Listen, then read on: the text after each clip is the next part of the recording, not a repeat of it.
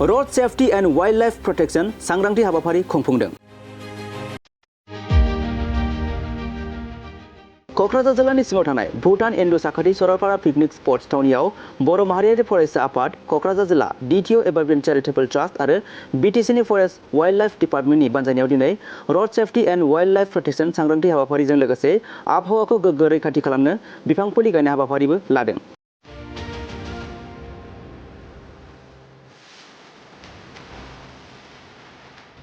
बे हाबाफारियाव बर' माहारियारि फरायसा आफाद बनस'नि आफादगिरि ब्रिटेन एस्लारि, गाहाय नेहाथारि सानसुमा बसुमतारी आरो बनस'नि बोसोनगिरि मनन्जय दैमारि, क'क्राझार जिल्ला हान्थामेला बिफाननि DTO अफिसार धजेन बसुमतारी आरो गुबुन गुबुन बिबानाव थानाय सोद्रोमाफोरा बाहागो लादों।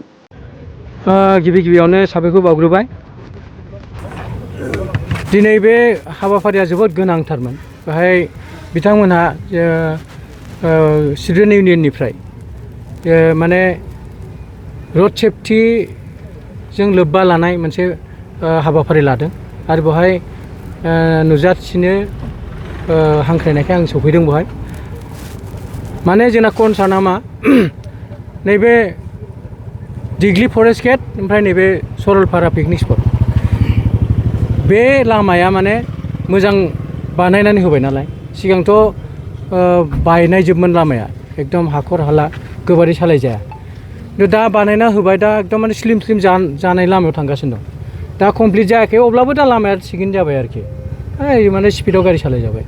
दा बेखौ नुनानै मोनसे गिखांनाय फैदों। माने एक्सिडेन्टनि हारा जिखिनि बारायगासिनो दं बे कयेक दिनाव, माने मोनसे गिखांनाय फैदों आरो दानो बेबायदि आरो लामाखौ देनांहाय फिनिशिं होयोब्ला, ब्लेक टपिं होनानै जुदि फिनिशिं होयोब्ला बे खिनि एरियायावथ' माने न'खर गैया नालाय, हाग्राबारि मानसि थाया बारा। दा बेवहाय मानसि गैया होननानै नैबे पिकनिक स्पटआव जुमाय लोंनानै गोबां स्पिडाव थांनानै बुहुद मानसिया बेबादिनो जाब्रबथाय जानानै गिलु बालु गाज्रि मोनसे खबर फैनो हागौ नामा, बेखौ साननाय मोनसे गिखांनाय फैदों। आरो बिनि थाखायनो बिभिन्न जायगायाव बिभिन्न मिथिङाव जोंनि जे डिस्ट्रिक्टनि कनसार्न अथ'रिटि स्टेक होल्डार गासैखौबो माने बेनि जिथु आपकामिं जिथु गिख्रंथाव जिथु जाथाय जानो हागौ बेखौ लानानै जों बिराद माने सिरियास। ओमफ्राय बेखौ बिभिन्न मिथिङाव जों इतिमধ্যे सावरायबाय आरो रिजलिउसनबो लाबाय आरो खामानिखौबो आखायाव लासिगोन, बावैनो इतिमধ্যे लाबाय। दा बेवहाय आं होननो नागिरदों जे बिफाननिफ्राय जिखिनि माबा हाबाफारि आखायाव लागोन बेथ' सोलिबाय थागोन, खिन्थु जोंना गारि सालायगिरि बिथांमोनहाबो माने बेखिनिखौ मिथिनांगोन जे बेखिनि लामाया माने मानसि गैया, लामा सुनसान, ओमफ्राय स्लिमबाबो नैबे पिकनिक स्पटआव फैखांनानै जुमाय एसे लोंनानै कन्ट्रल गैयि जानानै गारि सालायलांनानै माने जाब्रबथाय जानानै जुदि बे जायगायावनो थैनानै थायोब्ला बै परिबेसखौ सानहर, साफ्रोमखौबो आं बेखौ लुबैदों। बेजों लोगोसे मा बेखिनि जायगाया बिराद मोनसे ओरैबादि इम्पर्टेन्ट जायगा, माने फरेस्ट एरिया, बिराद माने मुल्यबान बिराद बेसेन गोसा बेवहाय जिब जुनार दं। आरो बिनि जिब जुनारा मालाय जायगानिफ्राय लाबोनानै दोनफैनाय नङा, बे नेचारेल भुटानजों डाइरेक्ट कानेक्सन दं बे हाग्राया। गतिके बेवहाय मा गोदान एखमबा नुयो जिब जुनार, बेखौ मालाबा ओरैबायदि नुयो जे जिबनाव बे जिब जुनारखौ नुफेराखैमोन, खिन्थु बेवहाय दं बेबायदि। दा बेफोरबायदि जिब जुनारा बे गारिया बिराद स्पिडाव जुदि सालायोब्ला बे परिबेसजों बै जिब जुनारा जिहेतु खाब जानो हाया, गतिके बिसोरखौबो बुथारनाय जागोन नामा।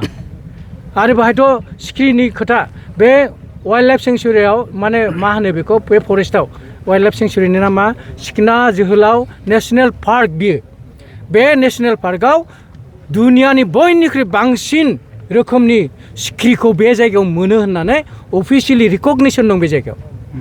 दा बे बेलायाव गारिखौ बिराद स्पिडाव सालायनायनि जाउनाव गोबां सिखिरि थैनायखौ जों नुनो मोनो। आंनाव बे भिडिअ'आ दं बेवहाय।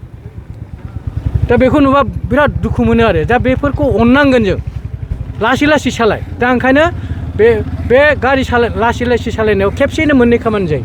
मोनसेया जाहैबाय गावनि जिउआबो बासिबाय आरो मोनसेबावा जाहैबाय बेनि जिब जुनारखौबो बासायनाय जाबाय। बे मोननै थांखिखौ लानानैसो नैबे पिकनिक जाग्रा जायगायाव फै आरो थां। जों फैनायखौबो बादा होनो हाया, होआ, थांनायखौबो बादा होआ, होनो हाया।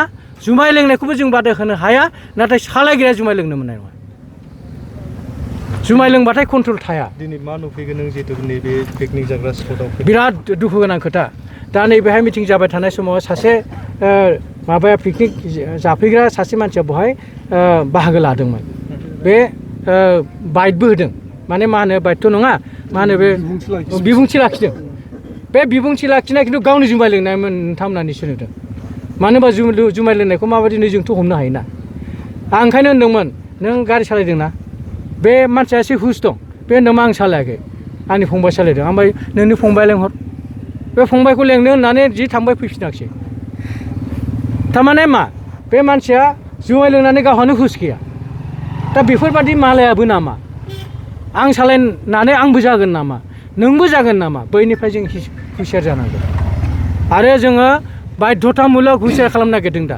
जायफ्रा बुजिनानै मानो होनबा जोंनाथ' गासिबो गोरों गोरा गोजाना सोर साबसेया रोङि दं गासिबो गोरोंजोब जों थ' जोंनि रोंगौथिखौ जों खामानिजों देखायनि देग्लाय जोंनि सरलपारा पिकनिक स्पटखौ सारा वर्ल्डआव बयनिख्रुइ डिसिप्लिन गोनां स्पट होननानै जों प्रमान खालामना होनि बाहाय जों बयबो खामानि मावफानि हो होमबाना फैगोन बाहाय मा फैनाया मा गाज्रि नङा बाहाय पिकनिक जाफैगोन हाजार मानसि फैगोन रिभिनिउ कालेक्सन जागोन बेथ' जेबो गाज्रि खोथा नङा मोजां बियो खिन्थु जों बेखौ दुनियानि मानसिनो बुंहरनो हानांगोन जे बाहाय फैबा डिसिप्लिनाव फै डिसिप्लिनाव थां जिहेतु खावलायगासिनो दं 40 जिथुनि बारा स्पिड सालायनाङा होननानै बेयाव मा राहा लागोन बेखौनो होनदों जादों बेखौ जोंनि फरेस्ट डिपार्टमेन्टनिजों ओमफ्राय जोंनि पुलिस डिपार्टमेन्ट जिल्ला प्रशासन हान्थामेला बिफान ज'है जों मोनसे डिसिसनाव फैनो नागिरदों जे बेहाय जोङो बे स्ट्रेट्सआव नैबे सरलपारानिफ्राय दिग्लिसिम खमसे खम बे स्ट्रेट्सआव जोङो गेजेर गेजेर सिसि केमेरा लागायनायनि बेबस्था आखायाव लादों आरो गोबां स्पिडआव थांदों फैदों बेखौ मनिटर खालामनो मोनसे सिस्टेमेटिक जों माबा खालामगोन अर्गेनाइज मोनसे जों सिस्टेम खालामगोन आरो बे मथे सोरबा जुदि अभार स्पिडआव थांदोंबा जों बेखौ दिग्लियावनो हमनानै लोगो फाइन दानगोन जों बे बेबस्थाखौ लानो हादों धन्यबाद